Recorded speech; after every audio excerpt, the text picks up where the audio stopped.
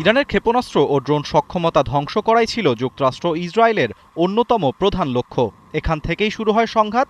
তবে বিশ্লেষকরা বলছেন এই লক্ষ্য অর্জন মোটেও সহজ নয়। ইরানের রয়েছে সমৃদ্ধ ব্যালিস্টিক মিসাইল ঘাঁটি। পশ্চিমা দেশগুলো ইরানের এই মিসাইল ভান্ডারকে আঞ্চলিক স্থিতিশীলতার জন্য বড় হুমকি মনে করে, কেননা তাদের তৈরি মিসাইল রাসায়নিক অস্ত্র থেকে শুরু করে পারমাণবিক ওয়ারহেড বহনে সক্ষম। যদিও পারমাণবিক অস্ত্র তৈরির অভিযোগ অস্বীকার করে আসছে তেহরান। যুক্তরাষ্ট্রের গোয়েন্দা সংস্থার তথ্য মতে মধ্যপ্রাচ্যের সবচেয়ে বড় ব্যালিস্টিক মিসাইল ভান্ডার রয়েছে ইরানের কাছে। দেশটি স্বেচ্ছায় তাদের মিসাইলের পাল্লা ২০০০ কিলোমিটারের মধ্যে সীমাবদ্ধ রাখার দাবি করলেও ইসরায়েল সহ অনেক অঞ্চলকেই লক্ষ্যবস্তুতে পরিণত করতে পারে। ইরানের বিভিন্ন প্রদেশে, বিশেষ করে তেহরানের আশেপাশে রয়েছে একাধিক ভূগর্ভস্থ ক্ষেপণাস্ত্রের শহর।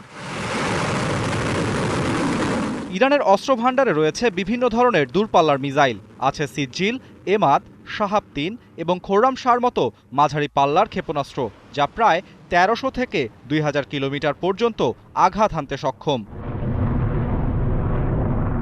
সাম্প্রতিক সংঘাতে ইসরায়েল দাবি করেছে তারা ইরানের প্রায় ১/৩ মিসাইল লঞ্চার ধ্বংস করেছে। অন্যদিকে ইরান বলছে তাদের সক্ষমতায় কোনো আঁচ পড়েনি, বরং উৎপাদন চলছেই।